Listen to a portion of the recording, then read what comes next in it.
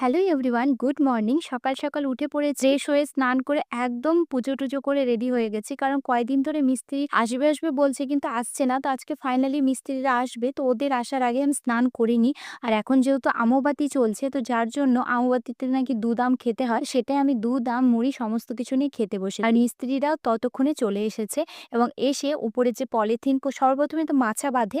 এদের মাছা বাঁধাটা না একদম ইউনিক ধরনের। আমি প্রথম দেখলাম এরকম মিস্ত্রির কাজ দেয়। এরা যখন বাইরের দিকে প্লাস্টার করে অলরেডি সেই সময় কিন্তু মুখগুলো বন্ধ করে দিয়েছিল, যেগুলো আমরা হয়তো মাচা বাঁধার জন্য রাখি মিস্ত্রিরা।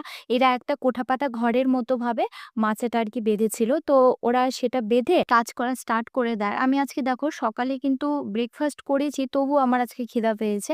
তো আজকে আমার শাশুড়ি মা কাঁঠাল ডাল করেছিল, মানে কাঁঠালের বীজ দিয়ে ডাল, এর সাথে পটল পোস্ত আর একটা ভাজা করেছিল। কাঁঠালের বীজগুলো তো আমি খাইনি, শাশুড়ির দেখেছি ডালের মধ্যে অনেক সময় ডাঁটা দিয়ে খায়, এরকম টুকিটাকি জিনিস খায়। তো আমার পার্সোনালি সেগুলো অতটা পছন্দ হয় না। তো আমি ডালটা ঠিকই খাই, কিন্তু সেই সমস্ত জিনিসগুলো আলাদাভাবে সাইড করে রেখে। এর মধ্যে না ২ দিনের ভিডিও একসাথে এড হয়ে গেছে। তো আমি ভিডিওগুলো তো ক্লিপগুলো এড করেছি, কিন্তু জানি না কিভাবে এরকম ভুল হয়ে গেছে।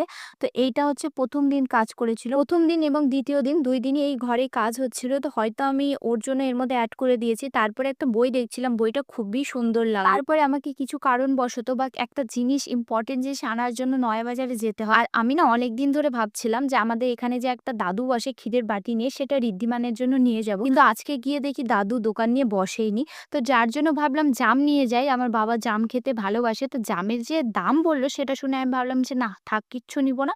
আমি ফটাফট বাড়িতে যাই, কারণ অলরেডি বাড়িতে মিস্ত্রি কাজ করছে। আমি যাব জিনিসটা নিয়ে চলে আসবো। তো বাড়িতে যাই, যাওয়ার পর মা এখানে ছানা রেখেছিল একটু, তো ছানাটা খাই। আর সে সময় বড় মা, রাধাবতী সবাই এসেছিল। তো ওদের সাথে একটু গল্পও করছিলাম। আর গল্প করতে করতে ফট করে দেখো ঋদ্ধিমানকে ওই একটা জিনিস খাচ্ছে। ওই কি খাচ্ছে সেটা আমি তোমাদেরকে পরে বলবো।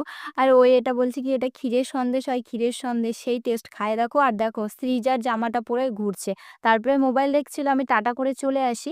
আর আসার পথে মা বলল যে কিছুটা আম আছে নিয়ে যা। তো আমটা নিয়ে চলে আসি। আর এই আম আনতে গিয়ে আমার যে কি মানে অবস্থা হয়েছিল, আমি টোটোতে উঠে বলি যে গঙ্গারামপুর যাব। তো সেই হিসেবে আমি বর্ষা কটেজের সামনে নেমে পড়ি। নেমে আমার বাড়ির কাছে এদিকে আসি। তো সে টোটোওয়ালা চৌমাথা মোড় মানে হাই রোড অব্দি আসবে, এইদিকে আর আসবে না ওর জন্য। আর এছাড়াও আমি যখনই টোটোতে উঠি আমি বলেই উঠি যে গঙ্গারামপুর যাব। তাদেরকে যখন আমি বলি যে বর্ষা কটেজের সামনে নামবো, তারা কিন্তু নামিয়ে দেয়। কিন্তু এই ছ্যাঁচড় মার্কা টোটোওয়ালা হচ্ছে আমাকে হাই রোডে নামিয়ে দেয়। আর আগের মাথায় আমি সেখানেও নামে পড়ি। কিন্তু একটা তোমাদেরকে কথা বলবো, আমি আগের মাথায় ওকে টাকাই দেইনি। যে তুমি যখন আমার লোকেশনে যাবে না, তাহলে তুমি আমাকে তুললে কেন? তোমার যখন স্টপেজ তোমার হাই রোডই, তাহলে তুমি আমাকে বলতে পারতে যে আমি হাই রোডই অব্দি যাব।